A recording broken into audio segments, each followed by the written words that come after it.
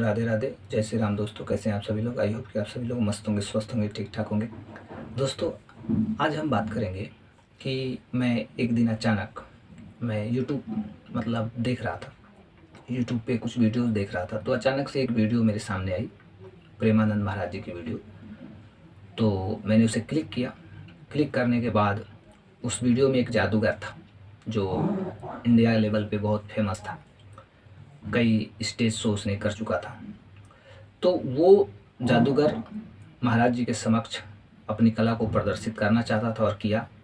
उसने पानी बना दिया, खाली गिलास से पानी बना दिया, कबूतर बना दिया, छतरी बना दिया, फूलों की माला, फूलों की वर्षा, अपनी कला को अपने स्किल के बेस पे उसने भरसक दिखाने का प्रयास किया। और महाराज जी उसकी कला को देखकर प्रसन्न भी हुए, खुश भी हुए कि चलो तुम बहुत अच्छे कलाकार हो। और जब वो जादूगर पूरी अपना पूरा जो कला है वो प्रदर्शित कर लिया, जो भी दिखाना था उसे दिखा लिया, तो महाराज जी ने उसे अंत में एक बात बोली। वो ये था कि तुम जादूगर हो, लेकिन जो ऊपर वाला है वो महाजादूगर है, सबसे बड़ा जादूगर है। हम तो ऐसी चीज़ें बना रहे हैं अपने जादू से जिसका कि ये बहुत छोटी चीज़ें हैं। ये 10 लोगों को, 50 लोगों को, 1000 लोगों को अपने जादू को, कला को दिखा के हम उसे प्रसन्न करेंगे, खुश करेंगे या कुछ कमा लेंगे, तो ये जादू बहुत नीचे है। लेकिन ईश्वर का जो जादू है, देखिए ये जो हमारे नाक हैं, आँखें हैं, ये शरीर है, हाथ हैं, पैर हैं, इसका स्ट्रक्चर देखिए कितना सुंदर है। पशु पक्षी हैं, पेड़ पौधे हैं, पूरी सृष्टि है, नदी है, पहाड़ है, झरना है, सूर्य है, चंद्रमा है, पृथ्वी है, कितनी सुंदर रचना है प्रभु की। उससे बड़ा जादूगर तो कोई हो ही नहीं सकता है। और परमात्मा की कृपा सभी पे है, वो हर एक प्राणी के भीतर है और उनकी कृपा हर एक प्राणी के ऊपर है। कितने बड़े जादूगर हैं कि एक साथ सबको चला रहे हैं, पूरी सृष्टि को चला रहे हैं। उनसे बड़ा कौन हो सकता है?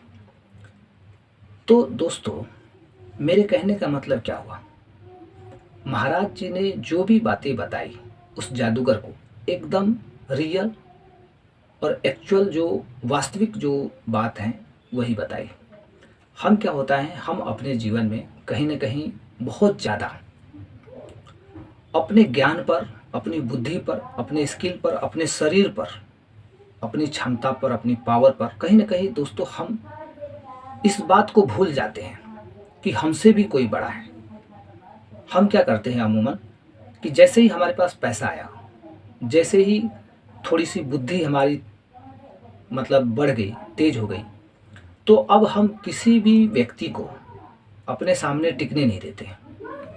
हर समय किसी का हम मजाक उड़ाना, उसे नीचा दिखाना, अपमानित करना, अपने पैसे का घमंड, गुरूर, लोगों को अपने आप से तुलना करना, कहीं ना कहीं हम वो काम स्टार्ट कर देते हैं जो मानवता के लिए कहीं से भी ठीक नहीं है। इंसान के भीतर इंसानियत होनी चाहिए। लेकिन हम क्या होते हैं कि इस संसार में, भौतिक संसार में, भौतिक चीज़ों को पाकर हम अंधे हो जाते हैं। लेकिन परमात्मा जो है वो पूरी सृष्टि को चलाने वाले हैं, पूरी सृष्टि के वो पालनहार हैं। उन्हें कभी घमंड नहीं होता, उन्हें कभी दुख भी नहीं होता। न वो दुख में ज़्यादा दुखी होते हैं, न सुख में ज़्यादा सुखी होते हैं। लेकिन हम क्या होते हैं, इंसान क्या हो जाता है, दुख में बहुत दुखी हो जाएगा, सुख में बहुत ज़्यादा अहंकारी हो जाएगा, सब कुछ भूल ही जाएगा, किसी के साथ कैसा व्यवहार कर लेगा।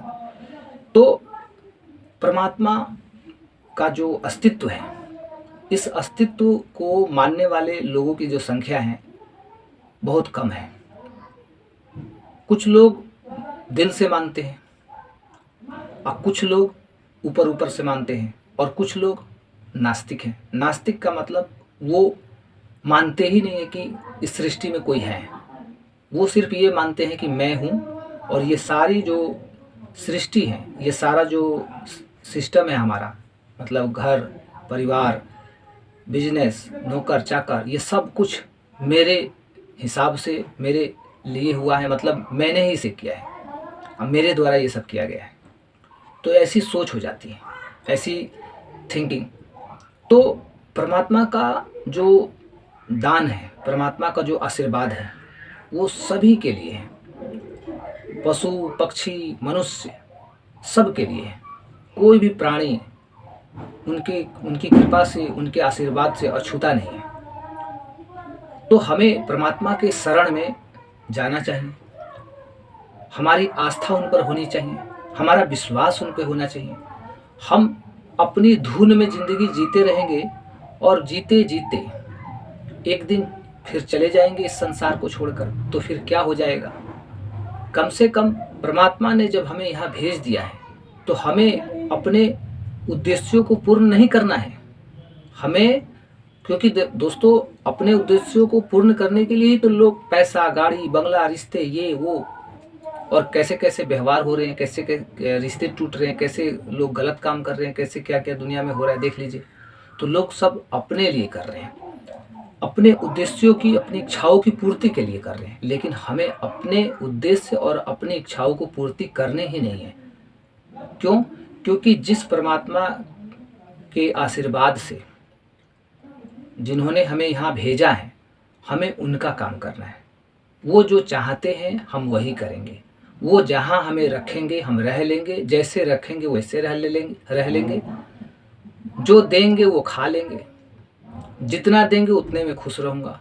जहाँ रखे, जैसे रखे, मतलब पूरी तरह से जब हम सरेंडर हो जाते हैं, खुद को जब हम परमात्मा के समक्ष सरेंडर कर देते हैं, तो परमात्मा की विशिष्ट कृपा हम पे होती है। और जो व्यक्ति अपने अहंकार में, लोभ में, ईर्ष्या में डूबा रहता है, भौतिक वस्तुओं में, माया जाल में फंसा रहता है, उसका उद्धार कभी नहीं होता है।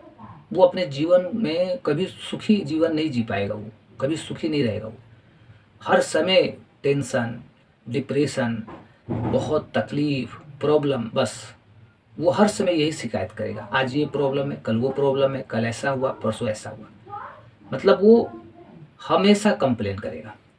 लेकिन परमात्मा का जो नाम जपता है, जो परमात्मा के शरण में होते हैं, उस दिव्य शक्ति को, सर्वशक्तिमान परमात्मा को जो दिल से एक्सेप्ट करते हैं, अपना मतलब सब कुछ न्यौछावर कर देते हैं कि हे प्रभु, मेरा सब कुछ आपका है, मैं अपने जीवन को आपके चरणों में समर्पित करता हूँ और जो करना होगा कर दीजिए।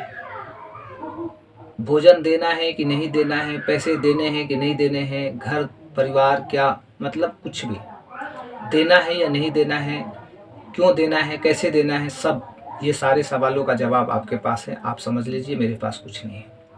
पूरी तरह से सरेंडर, ये एक बहुत समझदार, जो विवेकशील व्यक्ति होता है, उसके निर्णय होते हैं। लेकिन विवेकशील को भी हम नहीं कह सकते हैं पूरी तरह से, क्योंकि देखिए विवेक होना और आस्था, ईश्वर के प्रति आस्था होना, ये दोनों दो विषय हैं।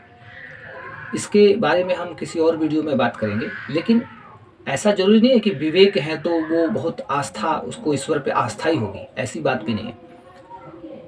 बहुत लोग होते हैं जो एकदम सीधे होते हैं, सिंपल होते हैं, मतलब कुछ लोग, बहुत लोग तो उसको पागल कहते हैं, लेकिन वो पागल समझ लीजिए, उसके पास ईश्वर के प्रति इतनी आस्था है कि उसे पूरा विश्वास है ईश्वर पर, परमात्मा पर।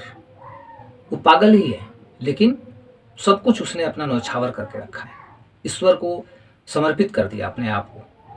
तो वो, उसके पास विवेक नहीं भी है तो वो क्या कहलाएगा? वो किसी विवेकशील व्यक्ति से वो किसी भी मायने में कम नहीं है, बुद्धिमान व्यक्ति से वो कमज़ोर नहीं है। तो इस बात को समझना पड़ेगा। दोस्तों, आई होप कि आपको वीडियो अच्छी लगी होगी। अच्छी लगी हो तो लाइक ज़रूर करिएगा। चैनल को अब तक सब्सक्राइब नहीं किए तो सब्सक्राइब ज़रूर कर लीजिएगा। और इस चैनल पे इसी तरह की वीडियो आपको हमेशा मिलती रहेगी। तो मिलते हैं दोस्तों किसी और वीडियो में।